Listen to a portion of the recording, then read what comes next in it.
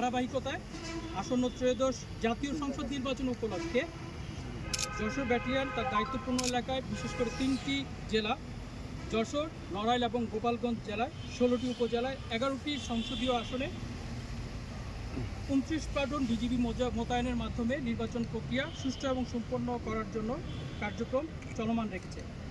নির্বাচনী এই উপলক্ষে নির্বাচনী এলাকায় 11টি ক্যাম্প স্থাপন করা হবে এবং 29 প্লাটুন বিজিবি মোতায়েন করা হবে যশোর এলাকার মধ্যে। এর মধ্যে সীমান্ত এলাকার 2টি উপজেলায় বিজিবি এককভাবে কাজ করবে, যেটা শার্শা এবং চৌগাছা। এটা ছাড়াও অন্যান্য উপজেলাগুলোতে কাজ করে থাকবে। উল্লেখ্য যে 11 ডিসেম্বর 2025 তারিখে তফসিল ঘোষণার পর যশোর ব্যাটালিয়ন কর্তৃক দায়িত্বপূর্ণ নির্বাচনী এলাকায় অস্থায়ী বেস ক্যাম্প স্থাপনের জন্য রেকি কার্যক্রম সম্পন্ন হয়েছে এবং দায়িত্বপূর্ণ এলাকায় দায়িত্বপূর্ণ যে সকল জায়গায় বেস ক্যাম্প স্থাপন হবে সেই সকল বেস ক্যাম্পগুলোতে আমরা নিয়মিত টহল কার্যক্রম পরিচালনা করে আসছি।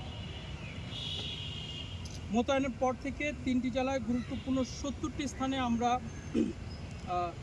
অস্থায়ী চেকপোস্ট এবং তল্লাশি কার্যক্রম পরিচালনা করছি এবং ভোট কেন্দ্র নিরাপত্তা টহলের মাধ্যমে ভোট কেন্দ্রে রেকি কার্যক্রম সম্পন্ন করেছি।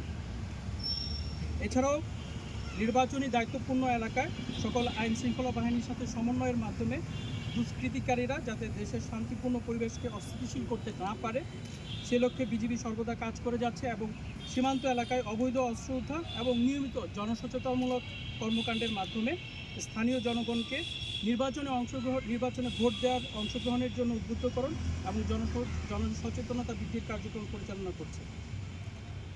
এখানে উল্লেখ্য যে যশোর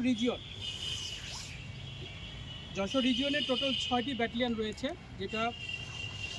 যেখানে 25টি জেলা রয়েছে এবং 92টি উপজেলার 51টি সংসদীয় আসনে 79টি অস্থায়ী বেস ক্যাম্প স্থাপন করা হয়েছে এবং প্রায় 180 প্লাটুন বিজিবি মোতায়েন করা হয়েছে এই নির্বাচনী দায়িত্ব পালন করার জন্য।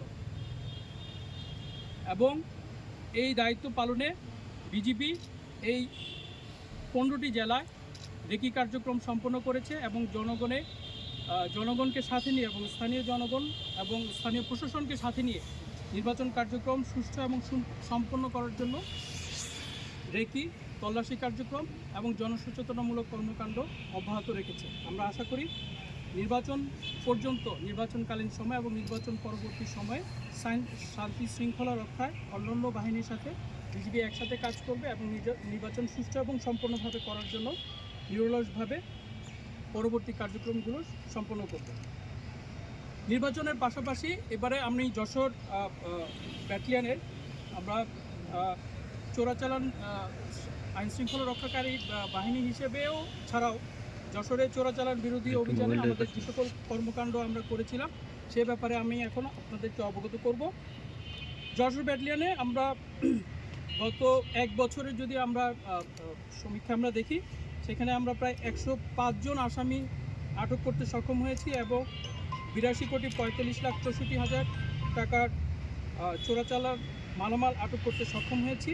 এর মধ্যে স্বর্ণ আছে 23 কেজি, রূপা আছে 70 কেজি, পিস্তল 2টি, গুলি 100 round, $40,000, Saudi Real 1,10,000 Saudi Real.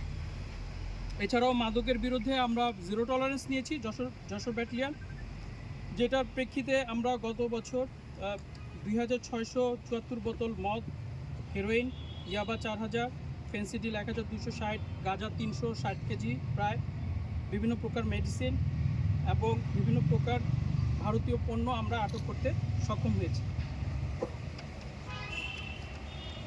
আপনারা জানেন যে যশোর রিজিয়ন বাংলাদেশের সীমান্ত এলাকার মধ্যে একটি বিস্তীর্ণ এলাকা, যা কুষ্টিয়া থেকে সুন্দরবন পর্যন্ত 600 কিলোমিটার পর্যন্ত বিস্তৃত। এই বিস্তীর্ণ এলাকায় সীমান্তে যশোর রিজিয়নের কুষ্টিয়া এবং খুলনা সেক্টরের অধীনস্থ 7টি ব্যাটালিয়ন চোরাচালান প্রতিরোধে নিরলসভাবে কাজ করে যাচ্ছে, যাদের নিরলস প্রচেষ্টায় গত 2025 সালে সর্বমোট 377,76,75,620 টাকার অধিক মূল্যমানের চোরাচালান মালামাল আটক করতে সক্ষম হয়েছে। এর মধ্যে স্বর্ণ রয়েছে 58 কেজি, রৌপ্য রয়েছে 124 কেজি, অস্ত্র 27টি অস্ত্র উদ্ধার করেছে এবং এছাড়াও বিভিন্ন অভিযান পরিচালনা করে 28,000 মাদক, বিভিন্ন ধরনের মাদক, হেরোইন, ইয়াবা 26,000, ফেন্সিডিল 50,000 প্রায়, গাঁজা 1,677 কেজি এবং বিভিন্ন প্রকার ঔষধ, অননুমোদিত ঔষধ, মেডিসিন 2,68,000 আটক করতে সক্ষম হয়েছে। আমরা দৃঢ়ভাবে বিশ্বাস করি বিজিবির পক্ষে এই সকল চ্যালেঞ্জসমূহ মোকাবেলা করা কষ্টকর যদি না স্থানীয় প্রশাসন এবং আপনাদের সহযোগিতা না থাকে। এই জন্য আমাদের প্রয়োজন স্থানীয় প্রশাসন, আইনশৃঙ্খলা রক্ষাকারী বাহিনী, সাংবাদিকবৃন্দ, পরিবেশকর্মী এবং জনসাধারণের সক্রিয় অংশগ্রহণ। উপস্থিত সাংবাদিকবৃন্দ, আপনাদের সহযোগিতা সীমান্ত সুরক্ষা কার্যক্রমে আমাদের অনুপ্রেরণা যোগায়। সীমান্ত সুরক্ষায় সুরক্ষিত থাকলে দেশ সুরক্ষিত থাকবে, তাই আমাদের সকলকে একসাথে কাজ করতে পারব বলে আমি আশা প্রকাশ করছি। পরিশেষে আমরা জানাতে চাই, বর্ডার গার্ড বাংলাদেশের প্রতিটি সদস্য সর্বদা দেশের সার্বভৌমত্ব রক্ষা এবং সীমান্তে শৃঙ্খলা প্রতিষ্ঠার জন্য নিবেদিত। আমরা আমাদের দায়িত্ব পালনে অবিচল থাকবো ইনশাল্লাহ। সবাইকে ধন্যবাদ।